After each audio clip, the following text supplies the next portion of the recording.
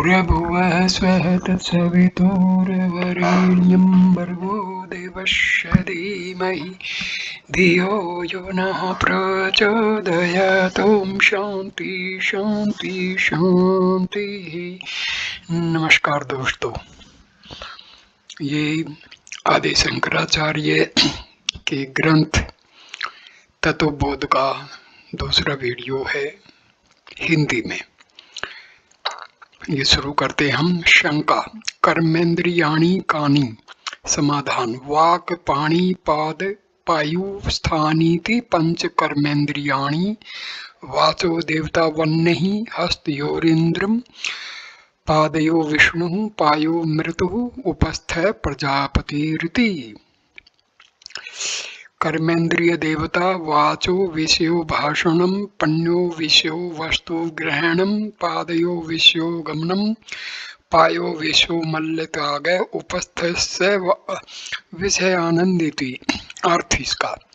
वाक वाणी, पानी हाथ, पाद पैर, पायो गुदा, उपस्थ लिंग भाग, ये पांच कर्मेंद्रिय हैं। अब इनके देव कहते हैं। वाणी के देव अग्नि हैं, हाथों के देव इंद्र हैं, पैरों के विष्णु हैं, गुदा के देवता मृत्यु यमराज हैं, लिंग के अधिपति ब्रह्मा हैं। ये कर्मेंद्रियों के देवता हैं। वाणी का कार्य बोलना, हाथों का कार्य वस्तु का ग्रहण करना, पैरों का कार्य चलना, गुदा का कार्य मल का त्याग करना, लिंग का कार्य आनंद करना, मैथुन से जो ज्ञात होता है। इस प्रकार से कर्मेंद्रियों के देव तथा उनका कार्य वर्णन किया।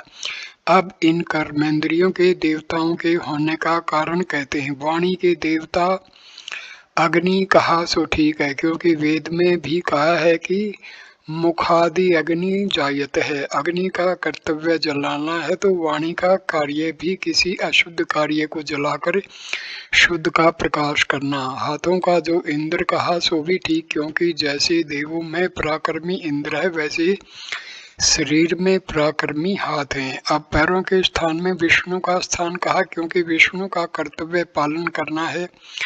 जो पालन करता है वह संपूर्ण दुखों का सामना करते हुए भी दुख नहीं मानता। वही हालत पैरों की है, क्योंकि इस शरीर के संपूर्ण बोझ को लादे रहने पर भी दुख प्रकट नहीं करते, क्योंकि इसमें तो विष्णु का निवास है। इसलिए ब्राह्मणों के चरणों में नमस्कार किया जाता है। एक तो विष्णु का निवास, दूसरे ये लोग इन्हीं पैरों से घूम घूम कर तीर्थों में भ्रमण कर जनता को धर्म मार्ग की तरफ ले जाते हैं। गुदा के जो मृत्यु यमराज कहा सो ठीक है, क्योंकि मृत्यु का कर्तव्य है कि जगत का संशोधन करना, तो गुदा का भी वही कार्य है, यानी शरीर की संपूर्ण बीमारियों को साफ करते रहना। इसके लिए वैद्य डॉक्टरों को पूछो कि अगर दस्त की कब्ज होने लगे तो कौन कौन सी बीमारियां अपना घर बना लेती। इसलिए गुदा का देव मृत्यु ठीक ही है, जैसा देव वैसा पुजारी। तथा जनेन्द्रिय का जो देव ब्रह्म का है सो भी ठीक है, क्योंकि सृष्टि का कर्ता ब्रह्मा तथा ब्रह्मा का निवास कमल पर कहा है। वही हालत लिंगेंद्रिय की है, जो गर्भाशय रूपी कमल पर इसका निवास होता है, तो फिर कई रूपों से सृष्टि के करने में समर्थ होता है। जैसे कहा है प्रजापतिर्स्ति गर्भे इति श्रुतस्य। शंका। कारण शरीरम किम?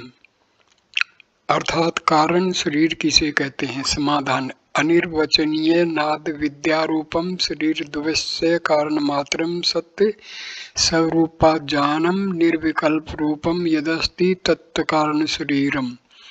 अर्थ है, नहीं हो सकता है निर्वाचन जिसका, अर्थात माया को सत्य कहें तो ज्ञान होने के बाद वह नष्ट न होनी चाहिए, अथवा उसे झूठी कहें तो संसार की उत्पत्ति उसके बगैर कैसे हुई, इत्यादि शंका होने पर कहते हैं कि जैसे रस्सी अंधेरे में होने से सर्प का भय होता है, परंतु प्रकाश से देखने पर वह सर्प का भय जाता रहता है, इसी प्रकार माया भी सत्य तथा मिथ्या रूप केवल अज्ञान रूपी अंधकार के रहते मायाश्रित मिथ्या जगत सत्य माना जाता है। ज्ञान रूपी प्रकाश होने पर रज्जु रूपी कल्पित सर्प का भय जाता रहता है, तथा तत्व स्वरूप और स्थूल तथा सूक्ष्म शरीर का कारण मात्र अर्थात बीज और निज स्वरूप का अज्ञान तथा निर्विकल्प रूप जो है वही कारण शरीर है। संख्या अवस्था त्रयम किम अर्थात तीनों अवस्था कौन सी हैं? समाधान जागृत स्वप्न सुषुप्त अवस्था अर्थात जागृत, दूसरा स्वप्न और तीसरा सुषुप्ति, ये तीन अवस्थाएं हैं। शंका जागृत अवस्था का अर्थ जागृत अवस्था किसे कहते हैं? समाधान श्रोत्रादि ज्ञानेन्द्रिय शब्दादि विशेषच ज्ञायते इति यत् सा जागृत अवस्था स्थूल शरीराभिमानी आत्मा विश्व इत्युच्यते। अर्थ कान इत्यादि पूर्वोक्त ज्ञानी इंद्रियों के द्वारा जो शब्द स्पर्शादि विषयों का भोग भोगा जाता है उसे जागृत अवस्था कहते हैं तथा स्थूल शरीर का अभिमानी जो आत्मा है वह विश्व कहलाता है। अर्थात स्थूल भोगों का भोगने वाला विश्व रूप आत्मा जागृत अवस्था का साक्षी तथा उससे भिन्न है, क्योंकि अवस्था का तो परिवर्तन होता है परंतु आत्मा निश्चल तथा चेतन रूप नित्य है। शंका स्वप्नावस्था का अर्थ स्वप्न अवस्था किसे कहते हैं? समाधान जागृत अवस्थायाम यत् दृष्टम यच्छ्रुतम तज्जनित्वासनया निद्रा समय यह परपंच प्रतीयते सा स्वप्नावस्था सूक्ष्म शरीर अभिमानी आत्मा तेजस इत्युच्यते। जागृत अवस्था के समय इंद्रियों की सहायता से जो पदार्थ देखे तथा सुने व भोगे हैं उन्हीं की वासना मात्र निद्रा के समय दृष्टि गोचर होती है, उसी को स्वप्नावस्था कहते हैं। यह स्वप्नावस्था सूक्ष्म शरीर में होती है। उस सूक्ष्म शरीर का अभिमानी आत्मा तेजस कहलाता है। शंका अतः सुषुप्त अवस्था का अर्थ अच्छा सुषुप्ति अवस्था किसे कहते हैं? समाधान अहम किमपि न जानामि सुखेन मया निद्रा अनुभूयतः इति सुषुप्त अवस्था कारण शरीर अभिमानी आत्मा प्राज्य इत्युच्यते। अर्थ मैं कुछ भी नहीं जानता कि कौन हूँ तथा कहाँ पर शयन कर रहा हूँ, परंतु मेरे आश्रित इंद्रियों के आनंद निद्रा के समय का अनुभव किया। इसी प्रकार के अनुभव का नाम सुषुप्ति अवस्था है। इस सुषुप्ति अवस्था के समय में कारण शरीर और आनंदमय कोश के आनंद अनुभव का अभिमानी आत्मा प्राज्य कहलाता है। यह प्राज्य अपने आनंद स्वरूप की भान से रहित अज्ञान का साक्षी तथा इंद्रियों की सहायता के बिना ही अपनी चैतन्य शक्ति द्वारा वासना में विषयों के जानने तथा भोगने वाला है। इस प्रकार के वचनों को सुन के कि मैं कुछ भी नहीं जानता तथा कौन हूँ, कहाँ सोया, तब तो शंका हुई होगी कि कहाँ तो जीव और ईश्वर की एकता और कहाँ इस प्रकार का अज्ञान। इस द्विधा स्वरूप वाक्य को नहीं समझे तो आपको उदाहरण द्वारा समझाते हैं। उदाहरण जैसे एक कमरे में एक प्रकाश की लाइट बिजली लगी हुई हो, उसमें नीचे की तरफ से ठीक एक लंबा काला कपड़ा लटका देने पर प्रकाश का दो हिस्सा हो जाता है और कपड़े की जगह काला प्रकाश बन जाता है। यह दृष्टांत है। इसे दृष्टांत में घटाते हैं कि कपड़े की परछाई रहते हुए प्रकाश दो रूपों में विभाजित होता है, एक मलिन एक तेजमय। परंतु अगर उस कपड़े को हटा दिया जाए तो सर्वत्र तेजमय प्रकाश दृष्टिगोचर होगा। उस हालत में वह प्रकाश दूसरे को नहीं जान सकता, क्योंकि अगर वह मलिन प्रकाश एक तरफ हो तो तेज प्रकाश को बोध होगा कि हम में प्रकाश ज्यादा है उसमें कम, परंतु एक होने पर उसे अपने के सिवाय दूसरे का बोध हो ही नहीं सकता। तो याद रहे कि इस संसार में जितने आकार तथा नाम की वस्तुएं हैं वे सब मायाश्रित हैं। इसलिए इस सुषुप्ति अवस्था में कहा कि मैं नहीं जानता कि मैं कौन हूँ, क्योंकि यह अवस्था प्राज्ञ पंडित यानी निज स्वरूप का ज्ञान प्राप्ति का पूरा लक्षण है। अगर ज्ञान होने के पश्चात भी यह कहें कि मैं अमुक हूँ, अमुक स्थान में सोया, तो माया का संगी होने का लक्षण बोध होता है। इसलिए कहा कि मैं नहीं जानता कि कौन हूँ। शंका पंचकोश के पंचकोश कौन से हैं? समाधान अन्न में प्राणमयो मनोमयो विज्ञान में आनंदमयो अशिष्य। आनंद में चेती, पहले कोश का नाम है अन्न में, दूसरे का प्राण में, तीसरे का मनो में, चौथे का विज्ञान में, पांचवें का आनंद में है। कोशोत्पत्ति कारण, जैसे शरीर को प्रथम मन चाहिए, अन्न मिलने पर ही प्राण रह सकेंगे, प्राण रहने पर मन हर एक वस्तु का संकल्प विकल्प करता है, उस वस्तु का निश्चय करना विज्ञान का कार्य है। विज्ञान होने पर आनंद प्राप्त होता है, इसलिए यह पंचकोश हैं। अन्न में का अर्थात अन्न में कोश किसे कहते हैं? समाधान अन्न रसेनैव भूत्वा अन्न रसेनैव वृद्धिं प्राप्य अन्न रूप पृथ्व्यां यद् विलीयते तन्न में कोशः स्थूल शरीरम। अर्थ अन्न के रस से उत्पन्न होकर तथा अन्न के रस से ही वृद्धि को प्राप्त हो पश्चात वही अन्न द्वारा रूप धारण कर पृथ्वी में लीन हो जाता है। यह क्रिया अन्न में कोश के द्वारा होती है तथा अन्न में कोश जिसके आधार है उसे स्थूल शरीर कहते हैं। शंका प्राण में का अर्थात प्राण में किसे कहते हैं? समाधान प्राण आदि पंचवाह्य वागादिंद्रिय पंचकम प्राण में है, अर्थात प्राण आदि पांच वायु प्राण अपान व्यान उदान समान और पांच कर्मेंद्रिय मिलकर प्राण में कोश कहलाता है और इसे ही क्रिया शक्ति कोश भी कहते हैं, क्योंकि शरीर के अंदर जितनी क्रियाएं होती हैं वे संपूर्ण प्राण में कोश से ही होती हैं। शंका मनो में कोशक है, अर्थात मनो में कोश किसे कहते हैं? समाधान मनश्च ज्ञानेन्द्रिया पंचकम मिलित्वा भवति से मनो में कोश है। अर्थ एक मन इंद्रिय तथा पांच ज्ञानेन्द्रिय मिलकर मनो में कोश कहलाता है तथा इसी को इच्छा शक्ति कोश भी कहते हैं। शंका विज्ञान में कोशक है, विज्ञान में किसे कहते हैं? समाधान बुद्धिर ज्ञानेन्द्रिय पंचकम मिलित वायु भवति से विज्ञान में कोश है, अर्थात एक बुद्धि इंद्रिय तथा पांच कर्ण आदि ज्ञानेन्द्रिय मिलकर विज्ञान में कोश होता है। यह कोश प्रत्येक प्राणी मात्र को होता है, क्योंकि इस विज्ञान में कोश की सहायता द्वारा ही हम संपूर्ण पदार्थों का बोध करते हैं। जैसे विशेष बुद्धि के दौड़ाने पर विशेष बोध होता है और सामान्य दौड़ाने से सामान्य ज्ञान होता है। अगर कुछ भी बुद्धि से कार्य न करे फिर भी ज्ञान रहता है, परंतु उतना दिव्य ज्ञान नहीं रहता। शंका आनंद में कोशक है, अर्थात आनंद में कोश किसे कहते हैं? समाधान एवमेव कारण शरीर भूतादि विद्या सत्मलिन सत्वम प्रियादि वृत्ति सहितम सत आनंद में कोश है।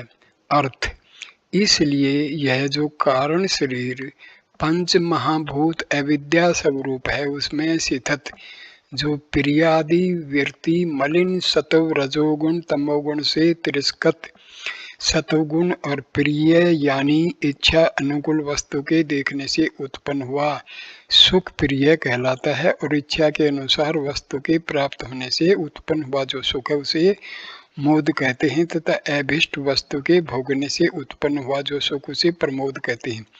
इस प्रकार यह कोश अधिक आनंद का भोग स्थान होने से आनंद में कोश कहलाता है, परंतु आत्मा माया का संगी होकर इन्हें अपना मान बैठा है, इसी से सुख दुखों को भोगता है, पर यह सब आत्मा नहीं। यथा एतत् कोशपचकं मदीयं शरीरं मदीया प्राणा मदीयं मनश्च मदीया बुद्धिर्मदीयं ज्ञानमिति सवेनैव ज्ञायते यद् यथा मदीयत्वेन ज्ञातं कटकुण्डलगृहादिकं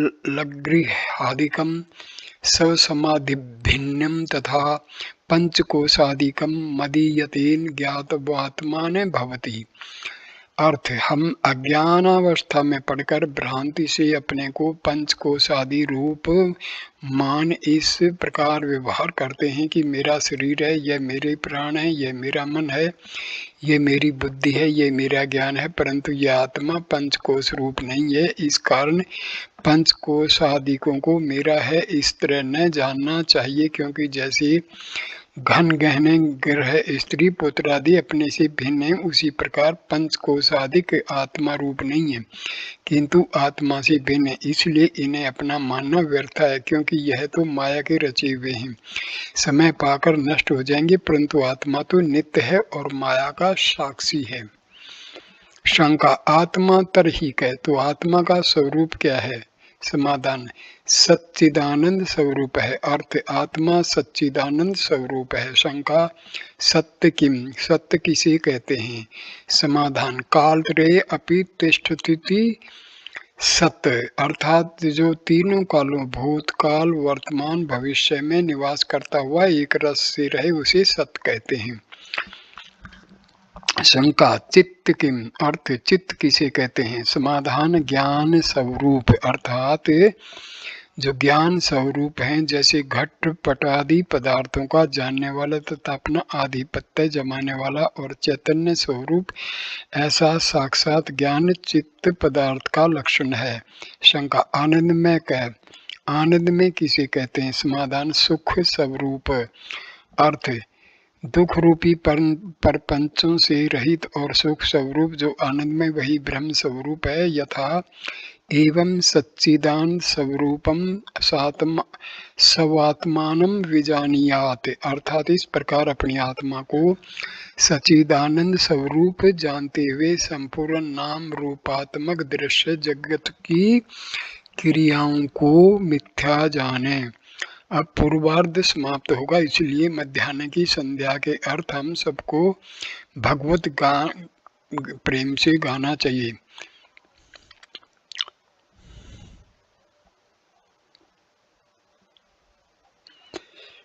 गाना, तुम ही घनश्याम राम, तुम ही बनवारी, तुम ही हो कच्छ मच्छ, तुम ही गिरधारी, विश्व रूप अपनो जानो, अपने में विश्व मान, तत्व पुष्प पंच ज्ञान, माया फुलवारी, इंद्रिय 10 बखान, पंच कर्म पंच ज्ञान, मस्तक में मन को ठान, बुद्धि विस्तारी, माया संग जीव हुए, जानते भेद दोए, भोगत है कर्म जोए, लिप्सा अति भारी, योगी जन करत ध्यान, मुनि सह करत ज्ञान, कामिनी को तिरछी तान छोड़ देवी हारी। अब इस विषय को थोड़ी देर के लिए बंद कर आराम करें, क्योंकि पूर्वार्ध में कोई किसी प्रकार की शंका समाधान पढ़ते सुनते चित्त उब गया होगा, परंतु इसके उत्तरार्ध में सृष्टि की उत्पत्ति तथा जीव ईश्वर का एक तव होकर भी किस प्रकार भिन्न प्रतीत होता है, तथा माया किसे कहते हैं, तथा कैसे निर्माण हुई, तथा शरीर को सुख दुख क्यों भोगना पड़ता है, इत्यादि का उल्लेख होगा। इसलिए यहाँ विश्राम करना ठीक है। ओम शांति शांति शांति।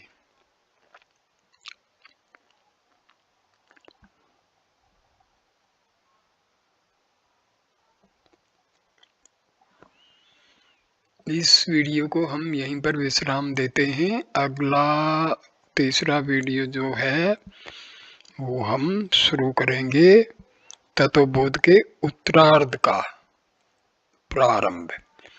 धन्यवाद दोस्तों ये वीडियो देखने के लिए।